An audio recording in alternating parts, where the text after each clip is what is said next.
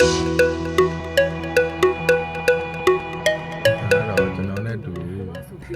မရာမန်လေးလိုက်လာပါတယ်ဒါတော့ပုံမှန်ပါနေကြပို့ဆောင်သူဖြစ်ပါတယ်လင်းဝဲနေဆင်းလာတယ်ကျွန်တော်တို့ပွဲနေရအောင်တန်းသွားမယ်ပွဲနေရအောင်တန်းသွားပြီးတော့မတညာအိပ်ပြီးနောက်နေ့နေ့ရက်ကပွဲဖြစ်မှာနော်တတူပွဲပြောတာနော်တခြားပွဲဖြစ်တာတော့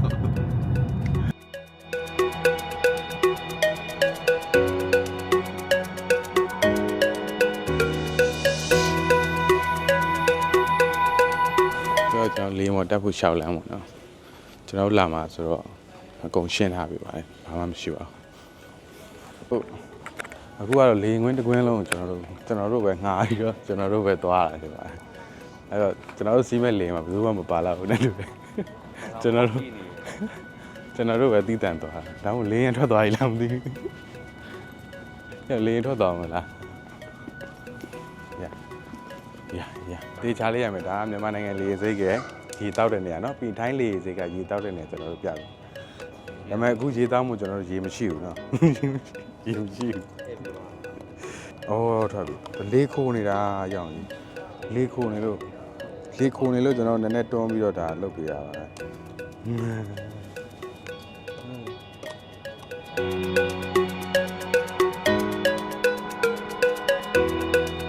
ဟိုကတော့ကင်မရာမန်ကိုမရိုက်ခံမယ်ကော့ကိုရိုက်မနေ့ကရေးကြီးထတာညာလည်းကနေရမယ်ဒီထောက်ကလည်းထိုင်းသွားတာမှာကျွန်တော်တို့14ရက်ပဲနေပါမှာ14ရက်မှာရောက်ချင်အောင်ကျွန်တော်တို့ပွဲမှာအတိုင်းလုံးမှာ2ရက်လုပ်မယ်2ရက်တိုင်းလုပ်မယ်ပြီးလို့ရှိရင်နောက်ထပ်10ရက်ကကျွန်တော် advance class လေးရှိမှာပေါ့နော်တင်တန်းပေါ့ဒါတူ advance class လေးကိုကျွန်တော် try မှာဖြစ်ပါတယ်အခုမှပဲအေးသွားတယ်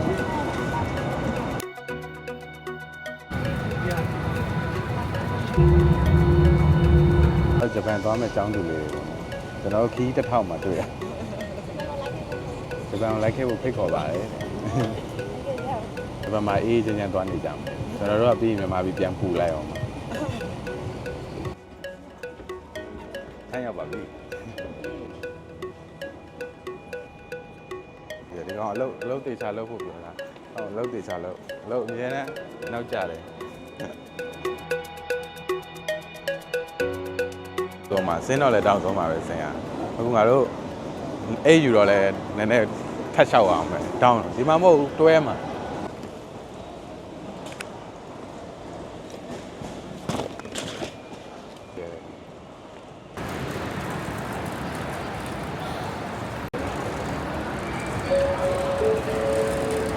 အခုတော့ရောက်ပြီပေါ့နော်ရောက်သွားပြီဆိုတော့ထိုင်းအောင်ရောက်ပြီကျွန်တော်တို့ကို highway ကနေကျွန်တော်တို့Aero မသွားဘဲနဲ့ကျွန်တော်တို့ပွဲနေရာကိုဒီညသွားရင်သွားပြင်မယ်ပွဲနေရာ location ကျွန်တော်တို့သွားကြည့်မယ်အဲ့လေးကိုလည်းတစ်ချက်လိုက်ကြည့်ပေးပါအောင် American ဒီဘက်ကပွဲ2ရက်ဆက်တိုက်သွားမှာဆိုတော့ကဲဒီညတော့ကျွန်တော်တို့ပွဲနေရာလေးတစ်ချက်သွားမယ်အခုဒီအရင်ဆုံး hotel ကိုတစ်ချက်သွားမှာ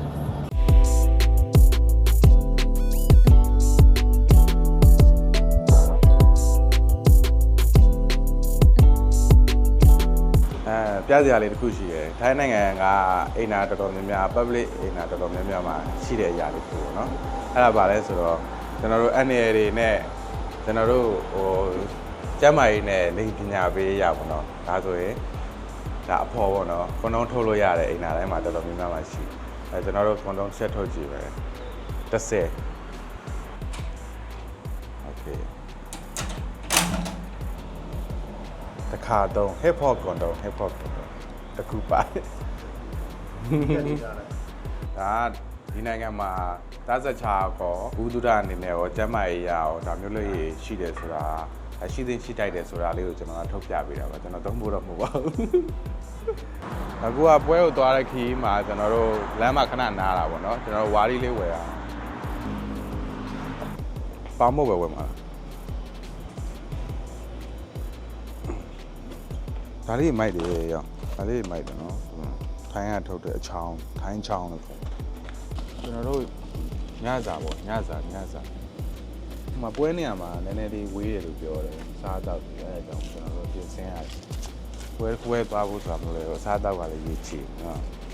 ဒါကတော့ကျွဲရိုင်းပေါ့နော်ဒါကပါတယ်ကျွဲစိ ဒါပြားရိုင်ဒါပြားရိုင်ကိုကျင်စင်းနဲ့ပေါင်းတာဒါဆိုရင်ငကားရိုင်တို့နကနီငကားရိုင်ရှိဘယ်မှာရောက်ပြီဈေးဝယ်ကိုကတော့ပွဲလုံမဲမျိုးကိုရောက်နေတာပေါ့နော်ရုပ်အနေထားကတော့တိခံပေးပါ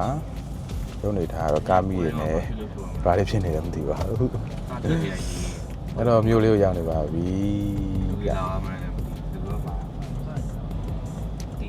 တုံတုံတုံတုံတုံတုံတုံတုံတုံတုံ How much ထောက်လက်က 1,000 francs. ကျော်ကြီးမပါတော့ဘူးလား share 400ပဲပြီ900ပြီ900နဲ့ပြီ ပိတ်ဟဲ့အခုကတော့ရောက်ရှိလို့လာပါပြီဘုဘမှာတော့ကားလမ်းမကြီးဖြစ်ပါတယ်ဒီမှာကတော့တရားမဲ့နေရဖြစ်ပါတယ်ပွဲကတော့ဟိုဘက်နောက်မှာပါမောရတာ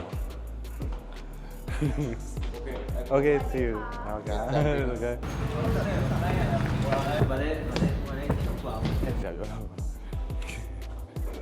ခုတော့ထိုင်းနိုင်ငံနကော့ပထုံပွဲကနေပြီးတော့ကြိုဆိုပါတယ်။ကဲခုပွဲနေရာလေးကိုရောက်ပြီဆိုတော့ကျွန်တော်တို့ပွဲအတွင်းမှာဘာတွေလုပ်နေတယ်ဘာတွေပြင်ဆင်နေရလေးတွေကိုကျွန်တော်တို့ဆက်ကြည့်လိုက်ရအောင်။ဒီပဲ။ဖိတ်ကိုဒီကေတာ။ငါကဆက်ကြ။ วันดี you okay สบายดี สบายดี พรุ่งนี้ fighting ဟိုပွဲပြင်ဆင်ထားတဲ့ပွဲခန်းသားကိုရောက်နေရပါတော့။ဒီဘက်မှာတော့ artist တွေကဟိုပါဖြစ်နေပြီ။အခုဒီကောင်ကဒိုင်းတွေကိုပေးမဲ့ရဖြစ်ပါတယ်။ဒိုင်းတွေကိုပေးမဲ့ဟာရယ်ဟိုဘက်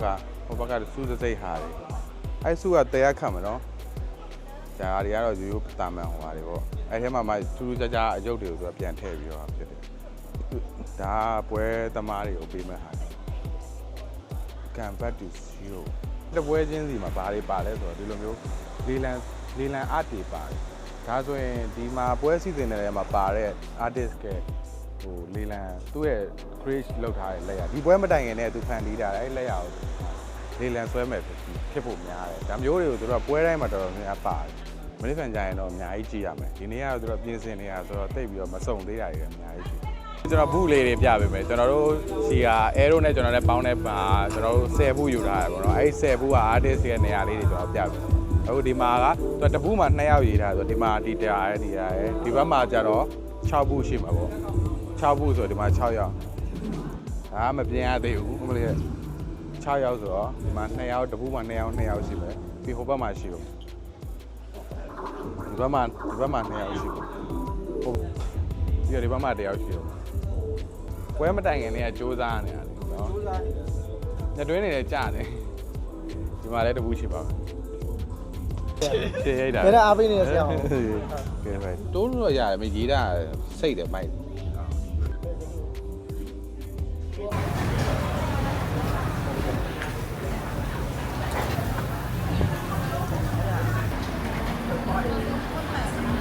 အဲ့ဒါဝတ်သားရောကြက်သားရောဘယ်စုံရောအမဲသားရောချိုးလီမိုလီစားမယ်နော်ကျုပ်ကကိုယ့်ကိုထားရလို့ရအဲ့ဒါထည့်လို့ရအဲ့ဒါလည်းဒါဟင်းကြိုဝက်ဆုပ်ပြုတ်လာမလို့အားလေးกินမယ်သားလေးတွေกินမယ်กินလေးတွေသားမယ်ထိုင်းရဲ့အထောင်းကတော့ share ပဲခုနက review ပေးခဲ့တယ်ဟုတ်မနန်းနဲ့ share ဖြုတ်လို့ရချော့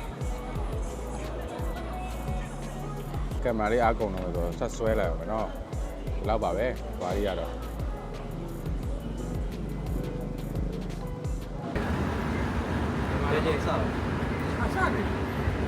နေဘူးထဲမှာကဲနေ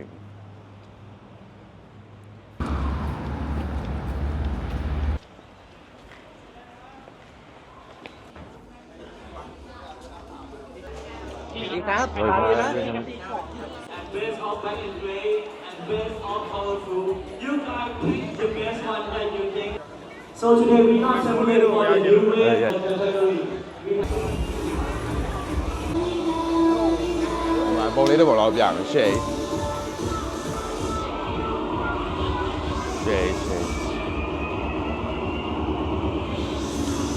တော့ခုဘက်ဟိုMonkey King Japanese Chinese style ဖြစ်သွားတယ်ဟိုမှာရေမရေးဘူးတော့ဟုတ်မရေးပဲအားပေး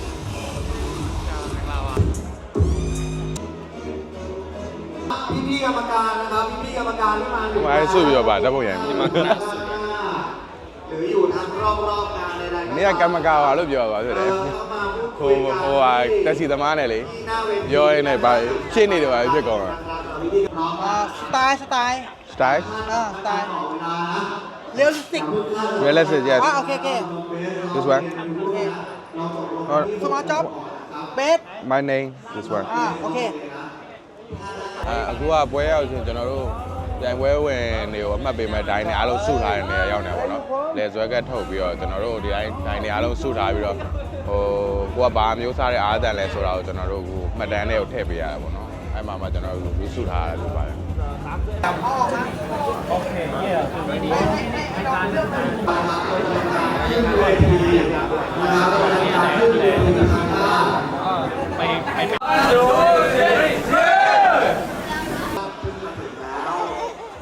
ပြီးတော့မယ်ပြီးတော့မှာကြွပြီးတော့မယ်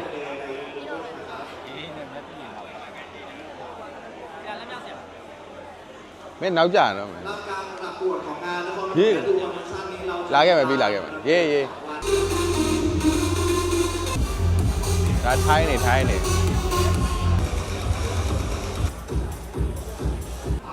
့ဖော်ရင်းနေလည်းပါနော်ပါတယ်ဖော်ရနာတွေဟိုဘက်မှာပါဖော်ရနာတွေတရုတ်လည်းပါဗီယက်နမ်တွေရောဖော်ရနာတွေရောသူတို့ပြောရအားကြောင့်ဟိုက international convention လောက်မကြီးပဲမယ်သိရမလား international convention မှီတယ်တဲ့ဒီကြောကြီးတယ်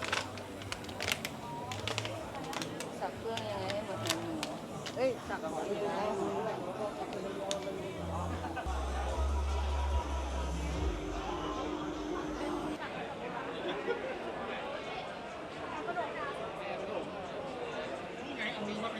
ทีมซับมาช่วยกดอีกหน่อย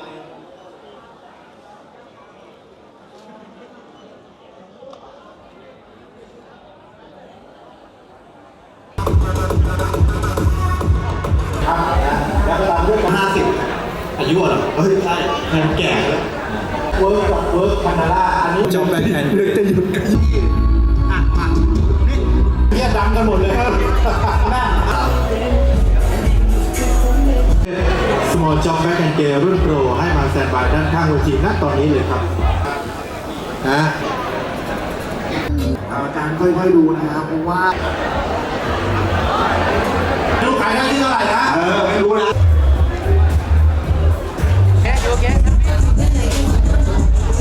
ခုနကကျွန်တော်တို့အမှတ်ပေးခဲ့တယ်ပေါ့နော်အမှတ်ပေးခဲ့တယ်ဟိုဒီပွဲစနစ်အမှတ်ပေးစနစ်တစ်ခုကကြာတော့ကျွန်တော်တို့အမှတ်ပေးတာမဟုတ်ဘဲနဲ့သူကကတ်ပေးတဲ့ပုံစံပေါ့နော်ကတ်ပေးမှာဒိုင်း6ယောက်ပါတယ်ဒိုင်း6ယောက်မှာဒိုင်း6ယောက်ပါကကြတော့တစ်ယောက်ကိုသူကကတ်3ကတ်ပေးတယ်တန်ဖိုးဝင်အယောက်50လည်းရှိရ60လည်းရှိရပေါ့နော်အဲ့ဒီမှာဗာလဲတော့အဲ့မှာကိုအကြိုက်ဆုံး3ယောက်ကိုပေးရမှာပေါ့နော်အကြိုက်ဆုံး3ယောက်ကိုပေးပြီးတော့သူတို့ကဘာတစ်ခုလုပ်လဲဆိုတော့အကောင်လုံးကတ်ပါတဲ့လူတွေကိုသူတို့ရွေးပြီးထုတ်လိုက်တယ်ရွေးထုတ်ပြီးတော့မှသူတို့ကအဲ့ထဲမှာတစ်ယောက်တိုင်းတစ်ယောက်ချင်းစီတစ်ကတ်ချင်းစီပြန်ပေးလိုက်ပြီးတော့မှအဲ့ဒီတစ်ကတ်ချင်းစီထဲမှာ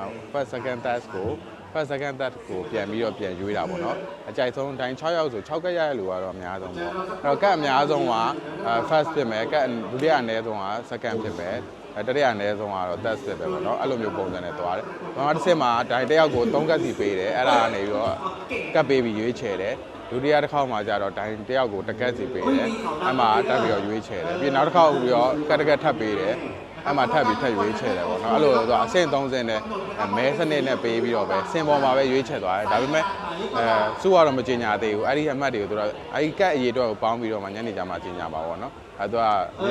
state ပေါ်မှာမြင်မြင်တာလေးနဲ့ပဲဟိုအဲ့လိုမျိုးစုကြေညာတဲ့စနစ်ကိုပုံစံလေးပြောင်းပြီးလုပ်တာ။ဒီတော့ကျွန်တော်စာရွက်ထဲမှာကျွန်တော်တို့ရေးရတယ်ပေါ့နော်။အခုကရေးရတဲ့စနစ်မဟုတ်ဘူး။ကတ်ပေးတဲ့စနစ်ကိုပြင်ချိန်တာပါ။အခုကတော့ဟို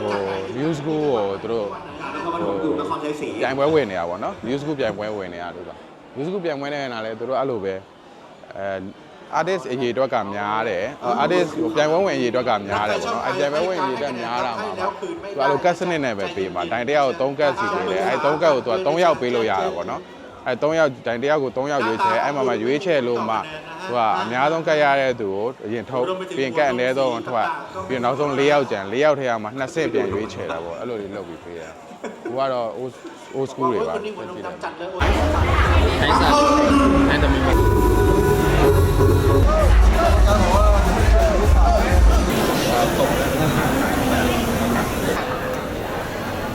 ต่างกันครับ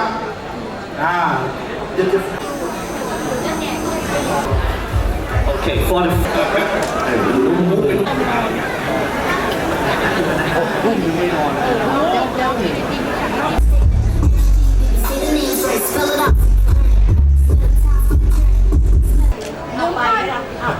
Let's go ก็มีนะครับ ขยับกลางนิดเดียวครับโอเคครับนี่เลยฝั่งนี้คนหนึงก่อน สูงๆไปอยู่ข้างหลังพอไหม thank you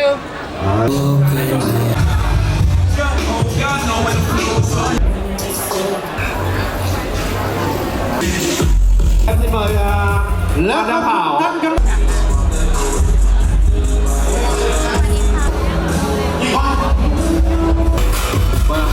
เอาทิชชู่นะครับเอาทิชชู่นะ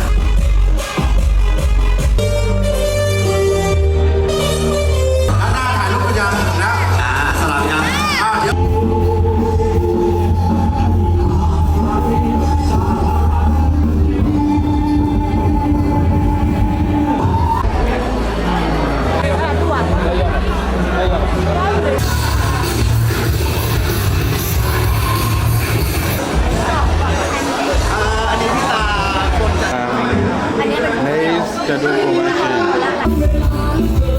เป็นรุ่นที่บาปต่ำสุดๆการแข่งขันกับหนูเล่นต่อแล้วนี่คือธุระของเล่นมา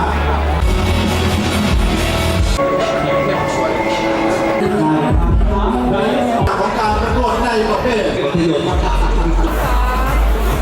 กทั้งสอง1 2 3ยก1 2 โอเค အခုကကျွန်တော်တို့ပွဲဒုတိယနေ့ပေါ့နော်နှဲမြောင်းနေလေပေါ့မနေ့ကခေါင်းစဉ်တွေနဲ့လည်းမတူတဲ့ခေါင်းစဉ်မျိုးတွေဒီနေ့ပြိုင်မှာပေါ့နော် best of the day ဒီတယ်မနေ့ကပုံစံနဲ့မတူတော့ဘူးဒီနေ့ပုံစံတွေမျိုးပြောင်းပြီးတော့ပါသွားမှာပေါ့နော်အဲ့တော့ဈေးကြံတွေလည်းမနေ့ကမတူတဲ့ခေါင်းစဉ်တွေနဲ့ထပ်ပြီးပြိုင်သွားမယ်အဲ့ဒီဟာလေးတွေကိုကျွန်တော်ဒီနေ့ထပ်ပြပြီးတော့ထပ်ပြီးတော့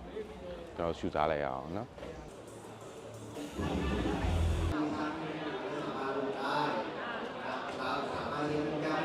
ပွဲမှာစုရထားတဲ့နေစုရထားတဲ့ပုံနဲ့စေးကြံ Ready 1 2 3 Stand by okay เรื่องประกวดในรุ่นของนิวเวสนะครับ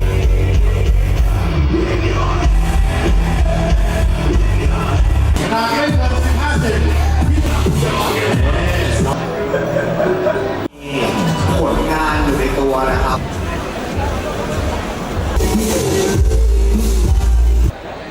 มอท็อปคัลเลอร์ในรุ่นของนิว 24 ใบ 22 1 ใบ စင်ပေါ်မှာလည်းပြိုင်ဝင်တဲ့သူတွေရှိနေရပေါ့နော်ပြီးလို့ရှိရင်မနေ့ကစုရထားတဲ့ပုံတွေကိုလည်းလိုက်စုရထားတဲ့ artist ကိုလိုက်ပြမယ်ပြီးလို့ရှိရင်မနေ့က artist တွေပဲဗားလေးဆက်ရင်းနေလဲဆိုတော့ကျွန်တော်တို့လိုက်ပြပေးမယ်နော်မနေ့ကဒီကနေပြီးတော့2ယောက်ရတယ်ပေါ့နော်စု2ယောက်ရတယ်ဒီမှာလည်းဒီနေ့2စုရထားတယ်ဆိုမနေ့ကသူကကြတော့မနေ့ကရေးထားတဲ့စုရထားတဲ့ပုံပဲအပေါ်ပိုင်းကိုထပ်ပြီးဆက်ရေးတာသူကတော့ပုံသိရေးတာဒီဘက်ခြားတော့2ယောက်နာသွားပြီဒီကောင်ဆိုမနေ့ကတနေ့ကုန်လုံးကြောပြည့်နေပါရေးနေတာဒီနေ့အဲ့ပုံထပ်ဆက်တာပေါ့နော်ကာဗာပေါ့အပေါ်ပိုင်းအောင်ဒီနေ့ထပ်ဆက်တာနေ့ကတော့သူကြောလေကောင်ရေးတယ်တနေ့ကုန်ရေးထားတာအဲ့ကောင်ကလည်းအခုဒုတိယနေ့မှာ2ရက်သက်တိုက်သူရေးတာဒီဘက်မှာ ประกาศนะคะแนนไม่เห็นเลยว่ากี่คะแนน ဒါကူသားရဲ့တပုံချင်းစီကိုကျွန်တော်ပြပါမယ်နော်ဒီကောင်ကတော့ကျွန်တော်တို့နဂါးပေါ့နော်ဒါကူသားနဂါး หมายเลข10 6 คะแนน ဒီဘောလုံးနဂါးပတ်ထားတဲ့အချိန် หมายเลข11 1คะแนน ဒါကတော့မကွာရမယ်တော့ကွာရမယ်တော့ရေးထားတာ 3คะแนนหมายเลข31 ချိုးကြောက်လဲဂျပန်နီးတွေတရုတ်စတိုင်တွေကသူတို့ရဲ့ net တွေသိရမလားအထင်ကြီးရတယ်ဗီဒီယိုတွေကိုအဲ့လိုမျိုးလုပ်တာဒါတွေလည်း net တွေပဲဒီဘက်မှာ net တွေ 1คะแนน ဒီရှေ့မှာလည်း net တွေပဲ หมายเลข ဒီမှာလည်း net တွေ 4คะแนนหมายเลข14คะแนนเนี่ยเราจะประกาศผลชนะไม่เห็นเลย ဒီကောင်ဆိုတော်တော်အနှူးစိတ်ရေးထားတယ်ယာကူဇာထဲမှာအသေးစိတ်လေးတွေပါထည့်တာဒီ body တွေကဟိုယာကူဇာတစ်ကောင်လုံးမှာသူတက်တူးပြန်ရေးထားတဲ့ပုံစံမျိုးထည့်ထားတာအသေးစိတ်လေးရမ်းမိုက်တယ်တက်တူးထဲမှာတက်တူးပြန်ရေးထားတဲ့မိုးကိုရေးထားတာဘောလုံးပြန်ပြတယ် อีก1ครั้งในกรณีที่มีคะแนนเท่ากันนะเรามีการตัดสิน Thank you ผ่านอีก1ครั้ง ဒါဆိုလဲငါတို့ဟိုအန်းကုန်းလို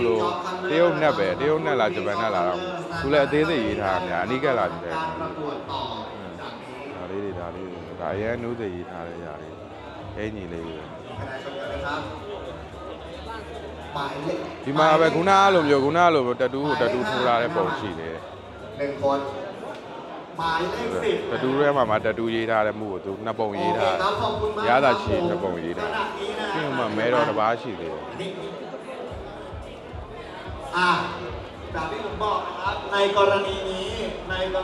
คือ ရာကူစားတပုံဖြစ်ဖို့ဆိုတာလည်းမလွယ်ဘူးပေါ့နော်ကျွန်တော်တို့အချိန်တွေလည်းအများကြီးပေးထားတာကျင်မှုတွေလည်းအများကြီးပေးထားငွေတွေလည်းအများကြီးကုန်တယ်အဲ့ဒီတပုံကြီးဖြစ်ဖို့ဆိုတာကကျွန်တော်တို့မလွယ်ကူတဲ့အရာတစ်ခု กระจกนี้นะ အရန်ပေးဆက်မှုတွေအရန်များတယ်သားရည်ကောင်းမှုလည်းရေးကြည့်တ เอา ယ် ง่ายๆเลยอยู่ข้างล่างตอนเนี้ย နောက်ပုံ คุ တွေ ณก็ ထပ် ดู ကြည့် แล้ว လိုက် ล่ะว่าตอนเนี้ยสองคนเนี้ย ဒီနေရာမှာလူအုံနေတာပါရေးနေရတယ် ขาดของ ဒီနေ့က free hand ရေးတဲ့ပဲ free hand ကို portrait ကို free hand ရေးသွားတယ် โอเคครับกลับมาสู่ စုံနဲ့ပဲရေးသွားတာစုပ်လို့ free hand ရေးပြီးတော့စုံ นะครับ နေ ตอนนี้ก็ช่างทั้งท่านก็กำลังเครียดในการทำแบบ ဒါဆိုစုပ်ပေါက်ပေါ့ရိုးရဆိုပေါ့ ใคร မင်းက ที่ free สน hand ใจก็เข้ามาดูเวที portrait ကို free hand ကိုရေးပြီးတော့ Bruce Lee ရဲ့ body နဲ့သူ model ရုပ်ကိုထည့်ပြီးရေးသွားတာ ที่ระดับ Best of the Day เนี่ยเขาออกแบบงานกันยังไงด้วยตรงนี้เนี่ย သူ สา ကတော့ มารถ ဒီ จะซัพพอร์ต bike ให้กับ position ช่างตรงไหนได้ ကိုလူလာများတယ် bike ကိုထည့် เป็ ပြီး น တော့ ข้อมูลแหล่งความรู้ที่ดี ရေးပြီးတော့မှ เลยนะครับ သူ bike ကို ใคร ရေး สน တာ ใจมา ဒီ ดู နေရာအရန်နာတဲ့နေရာလေးအရန်နာတာမှာ แฟชั่น So เบส pain ได้เลยนะครับ so pain เดี๋ยวนับไหม ဒီနေရာအရန်นาတယ် นี่นะ ဒီနေရာအရ ที่ န် ผม นา บ တဲ့ อก နေ นะ ရာ ครับในกรณีนี้คือในกรณีที่คะแนนเท่ากัน No แล้ว pain เราจะหาผู้ชนะที่จะที่ขาดหนึ่งครั้ง ဂျိုင်းနေလည်း ซึ่ง အရန် ณ နာ ตอนนี้ ဒီပုံကြီးလို့လည်းလက်ကာလာတစ်ခုတွေကိုပဲအများကြီးရေးထားတာ ว่า ပေါ့ ยังไงโอเคนะ ဒီမိုင်း โอเคไป ဒီနေရာလေးဆိုတော့ခေါင်းကြီးတစ်ကောင် ต่อไปครับเดี๋ยวเราจะทำการประกวดกันต่อในประเภท Big Jump သူကခါ Color ပိုဇရှင်ကိုဗဇက် Big ကို Jump Color มาสแตนบายด้านข้างเวทีณตอนนี้เลยครับ ပန်းနှစ်ပွင့်ကိုဘဲညာစင်တူလေးပဲလုပ်ထားတယ် โอเคขอเสียงปรบมือดังๆให้กับผู้เข้าประกวดทุกท่านด้วย သူကဒီဇိုင်းကတော့အရင်ဟောင်းဖြစ်ဘူးချင်းချင်းလေးပဲ ครับนะฮะโอเคไหมเรานับกันแบบ ပြီးတာမကြသေးဘူး เอากันแบบรู้กันไปเลยนะ နားချက်ထားတာမကြသေးဘူး แบบเรียลไทม์เลยได้คะแนนเท่าไหร่ได้ยังไง บริษัท เรารู้กัน หา ตร ตาม ง ไป นี้เลยนะรุ่นต่อไปนะครับ เรามาทำการประกวดในรุ่นของ Big Job ဒီ Color ကြော့ကြီးတွေရေးဖို့ကမလွယ်ဘူးအချိန်တွေအများကြီးပေးရ รุ่นของ တော့ပြန် New ဝင်ဖို့ School ဘေးကြော့ကာလာတွေချက်စုထားတာ new school ကာလာတွေလို့ပြောတယ်အဲတစ်ချက်တော့သွားကြည့်လိုက် กรรมการครับเชิญครับโอเค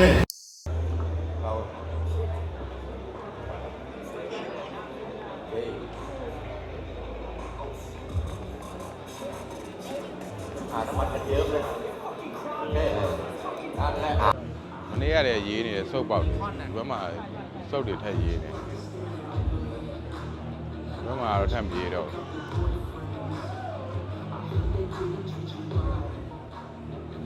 ရိုးရစုပ်ပေါက်တအားစိတ်ရှင်ပါရကျွန်တော်ဆက်နေထိုးလို့စိတ်ရှိတာမဟုတ်ဘူးဒါအားစိတ်ရှင်ပါရ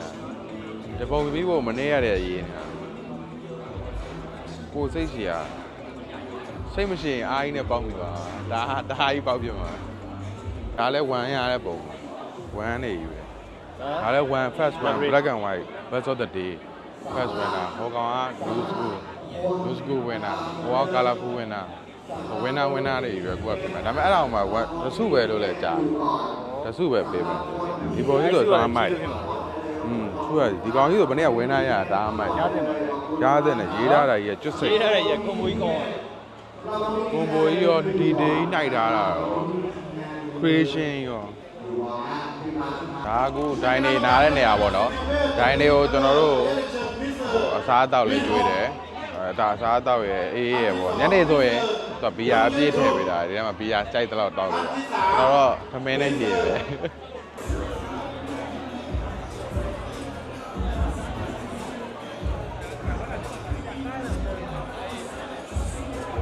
တော့မနေ့ကဆူရလာတယ်ဆူရ จะรอสักครู่ครับท่านผู้ชม มาดิ เดี๋ยวระดับของการประกวดในประเภทเรือสิ่งซอสเจ็ดคันเล่ ไม่ลาปะ สัตว์หรือสิ่งของอะไรก็ได้ให้ มาได้ทุกอย่างนะ แล้วเป็นงานศิล And ปะ right now, we gonna start it soon. ซื้อ เฮ้ยเราเสียงที่สุภาพเจ๋ง นี่แหละ มี respect Let's break on Let's break and noon always the hard way right แปลว่าอะไร ก็คือประมาณว่าเดิน แปลว่าชัยชนะ อ๋อ เมื่อสักครู่นี้หมายเลข5และหมายเลข2ขึ้นมาอีกครั้งหนึ่งนะครับ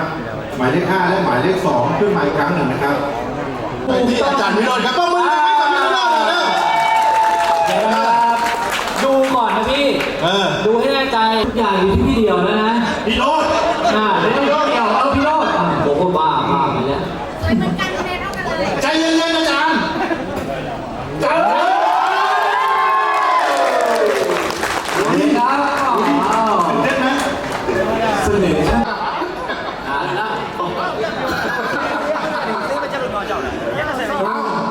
နာကအမှတ်ပေးတာပေါ့နော်အမှတ်ပေးတာမှာဘာဘတ်တယ်ဖြစ်လဲဆိုတော့အခုပထမကတော့ကျွန်တော်တို့ကတ်တွေကိုဒီတိုင်းပဲရည်တယ်ပေါ့အခုကပြိသက်တွေကိုပါကျွန်တော်တို့ပြပြီးတော့ကတ်ကိုတေချာထင်းထင်းလေးတေချာလေးပြပြီးတော့ပြိသက်ရှိမှာပါကတ်ရည်ပြီးတော့လုပ်ပေးရပေါ့နော်အဲ့မှာကျွန်တော်တို့ကတ်အများဆုံးကိုကျွန်တော်တို့ရွေးထုတ်လိုက်တယ်ရွေးထုတ်ပြီးတော့မှခုနပထမဆုံး6နှစ်ချောင်းဆိုလို့ရှိရင်သူက first နဲ့ second ကိုရွေးရတာအများဆုံးမဲနှစ်ခုမှာမပနဲ့တူကိုရွေးတယ်ရွေးရတဲ့ခေါက်ခေါင်းနဲ့ခြေစလုံးဆိုရင်သူကတတိယကိုရွေးတာအဲ့ဒီဟာကိုကျွန်တော်တို့ကတယောက်ချင်းစီမဲပြန်ပေးရတာပေါ့နော်ဟိုပထမ6နှစ်ချောင်းမှာဟိုမဲကပြန်တူသွားပြန်လဲတူသွားတယ်ကျွန်တော်တို့တကယ်ဒီချားတိုင်ပေါ့နော်ဒီပထမပေးတဲ့တိုင်တွေကမဟုတ်ပဲねအောက်မှာရှိတဲ့တိုင်တယောက်ကိုခေါ်ပြီးတော့ဒီတိုင်းပဲရွေးခိုင်းလိုက်တာပေါ့အဲ့မှာပထမကိုသူကရွေးချယ်လိုက်တာအဲ့တော့အဆင်ပြေသွားတယ်ပေါ့နော်ကိုကအဲ့လိုမျိုးလေးပြိသက်ရှိမှတခါတည်းကိုကတ်ကိုရီးပြီးတခါတည်းစုကိုပေးလိုက်ဒါပေမဲ့စုကတော့မကြေညာသေးဘူးပေါ့နော်ဒါပေမဲ့ဘယ်သူရလဲဆိုတော့တိသွားတဲ့အနေထားဖြစ်တာပေါ့အဲ့လိုမျိုးလေးနဲ့ပဲကျွန်တော်တို့ဟိုပုံမွက်လင်းလင်းပေါ့အဲ့လိုမျိုးစုပေးတဲ့စနစ်လေးကိုလုပ်ပေးတယ်ဆိုတော့ကိုကတော့အနားယူတဲ့ချိန်ရောက်ပါဘူး fighting เดี๋ยวมาถ่ายรูปร่วมกันครับเชิญครับมาช่าง4เฮ้ย อย่าเล่นอ่า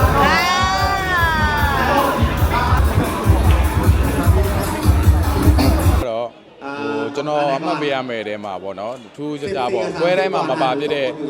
မပါတဲ့ Best of the Day ပုံစံမျိုးပေါ့နော်သူကပြီးခဲ့တဲ့မနေ့ကပြိုင်ပွဲဝင်တွေကမှာဟိုပထမရခဲ့တဲ့ပြိုင်ပွဲဝင်တွေကိုဒီနေ့သိသန့်ပြန်ခိုင်းတယ်ပေါ့နော်သိသန့်ပြန်ခိုင်းတဲ့ဒုတိယမြောက်ရဲ့ Best of the Day ပေါ့နော်ဒုတိယမြောက်ထူးခြားတဲ့ဆုရပြီးသားရဲ့ first winner တွေကိုမှဟိုပြန်ခိုင်းတဲ့ Best of the Day ကိုကျွန်တော်အမှတ်တက်ပေးရမှာပေါ့နော်အခုကတော့အခုပြိုင်နေတာကတော့ Best of the Day ကိုprofessional artist တွေပေါ့နော်ခုနက new artist တွေပြိုင်ပြီးသွားပြီအခုကတော့ professional artist တွေပြိုင်နေတာပေါ့နော်but ဒီတင်းရဲ့ Best of the Day new artist နဲ့ Best of the Day professional artist ကlevel မြင့်ပေါ့နော်မနေ့ကပြိုင်ခဲ့တဲ့ Best of the Day winner တွေပေါင်းထားတဲ့ Best of the Day တွေ first winner တွေပဲပေါင်းထားတဲ့ဟာမျိုးကိုကျွန်တော်ပြီးလို့ရှိရင်အမှတ်ပေးရမယ်ပေါ့နော်ထူးခြားတဲ့အမှတ်ပေးပုံစံနဲ့ထူးခြားတဲ့ပြိုင်ပွဲလေးတစ်ခုဖြစ်တဲ့အရာလေးကိုကျွန်တော်အမှတ်ပေးဝင်ရတယ်ပေါ့နော်အဲ့တော့ဝမ်းလဲဝမ်းသာတယ်ဝမ်းလဲဝမ်းမြောက်တယ်ပေါ့နော်အဲ့ဒါလေးကိုပြီးလို့ရှိရင်တော့ကျွန်တော်အမှတ်ပေးရမယ်ဒီပွဲကလည်းပထမရက်ကောဒုတိယရက်ကောထူးခြားတဲ့အမှတ်ပေးမှုလေးတွေနဲ့ထူးခြားတဲ့စုပုံစံလေးတွေပါတယ်ဖြစ်တဲ့အတွက်ထူးခြားတဲ့ international ပွဲအကြီးမဟုတ်ပေမဲ့Vietnam ဖိလစ်ပိုင် Thai Chinese လည်းပါတယ်ပေါ့နော်ပြီးတော့ Europe ဘက်ကလည်းပါတယ်ပေါ့အဲ့ဒီပြိုင်ပွဲဝင်တွေပါတဲ့အတွက် ဒုတိယအကြီးဆုံးconvention တစ်ခုလို့လည်းပြောလို့ရတယ်ပေါ့နော်အဲ့ပွဲလေးမှာပါဝင်ခွင့်ရတဲ့အတွက်လည်းဝမ်းသာပါတယ်ဝမ်းမြောက်ပါတယ်ပေါ့နော်အဲ့အတွက်ကျွန်တော်ထပ်ပြီးတော့စူးစမ်းပါလိုက်ပါအောင်ထပ်ပြီးတော့လည်းဒီတက်ပိုကောင်းအောင်ဒီတက်ပိုမြင့်အောင်ကျွန်တော်အများကြီးစူးစမ်းသွားပါအောင်ပဲ เดี๋ยวมาดูกันครับว่าใครที่จะได้รับรางวัลนะครับ4 5 เฮ้ย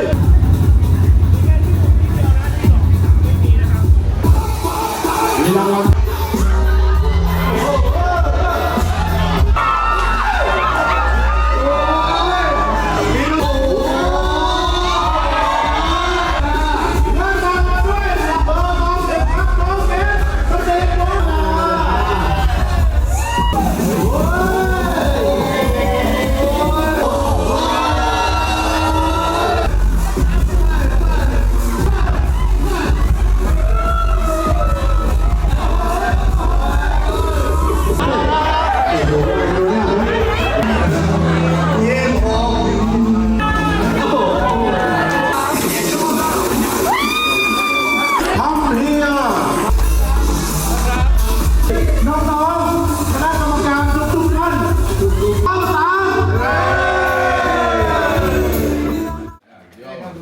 ကောင်းမလေးတယောက်ပို့ရနေတို့အားလုံးစားဖို့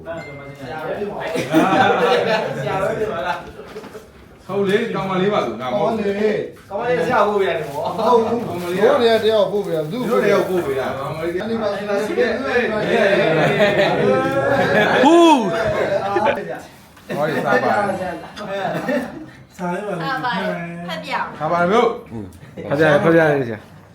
ဟန်နီအန်ဟောဟန်နီတော့ဟန်နီတော့ပြောကိုဆရာဘုကြီးခေါ်တာဆရာနဲ့လည်းမဆိုင်ပဲသက်ဆိုင်နေရမဟုတ်ဒါမျိုးနဲ့စားတော့စားတော့ပဲ Happy Anniversary ပါချစ်သူတဲ့ဝါသနာပါတဲ့အလုပ်ကိုတေချာကြိုးစားလေးလာသင်ခဲ့ပါနော်တဲ့ဒီ Anniversary လေးကိုအဝေးကနေစီစဉ်ပေးလိုက်ပါတဲ့စီစဉ်ပေးလိုက်ရ sorry ပါတဲ့ဆရာပြန်ဖတ်လိုက်အစားဟိုမှာရိုက်တာဟုတ်ပြန်ပါ Happy Anniversary ပါချစ်သူတဲ့ဝါသနာပါအလုပ်ကိုတေချာကြိုးစားပြီးလေးလာသင်ခဲ့ပါနော်တဲ့ဒီ Anniversary လေးကိုအဝေးကနေစီစဉ်ပေးလိုက်ရလို့ sorry ပါဟုတ်တဲ့ကျမရုပ်ကြီးစိတ်ပါအစားမမှန်စားတောက်ရဲတယ်မကြိုးစားတာချစ်သူချစ်သူဝယ်ကြိုးစားတာချစ်သူချစ်သူကဘူးတူလားချစ်သူကဘူးလားဘာလဲသူချစ်သူနာမည်လည်းမပါဆိုင်မပါမင်းဟုတ်လို့လားနာမည်မပါဘူးနာမည်ကိုကဘူးလားကိုကကျွန်တော်ချစ်သူရတို့3-4ယောက်ရှိလို့များတာလားဝေဝဲမရဘူးလားမသိကြောက်ဟုတ်လား the best ကိုစောနေလို့ထဲကောင်းမလေးပါရှိအေး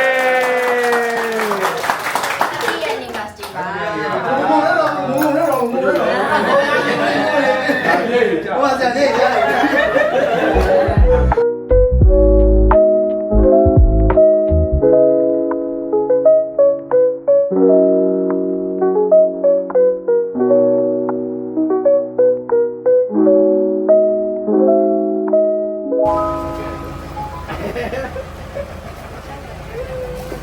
呀，我操你！对的。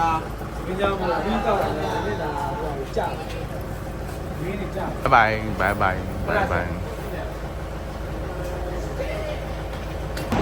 ပြန်လာပြီ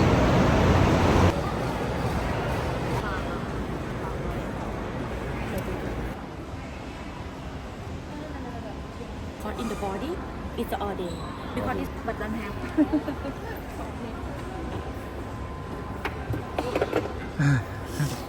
ဆောင်းဆိုတော့ဒီဝယ်လာပြီဒီလည်းရောက်လို့ရှိရင်အများနဲ့ဝယ်ဖြစ်တာကတော့ဒီမွေးဖြစ်ပါတယ်ဒီကမစွတ်ဘူးတဲ့ brand လေးကိုစွတ်ကြည့်ပါလောက်ကောင်းလို့သွားဒီနေ့အများနဲ့လင်းအောင်မှာတကားများနေကြပြန်ပြီးအားလာ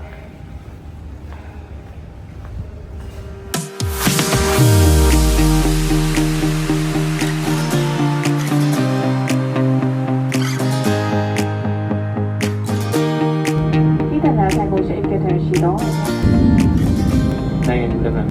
စီရောက်တာနဲ့နှွေးထွေးသွားနဲ့ပူလောင်သွားပါပြီ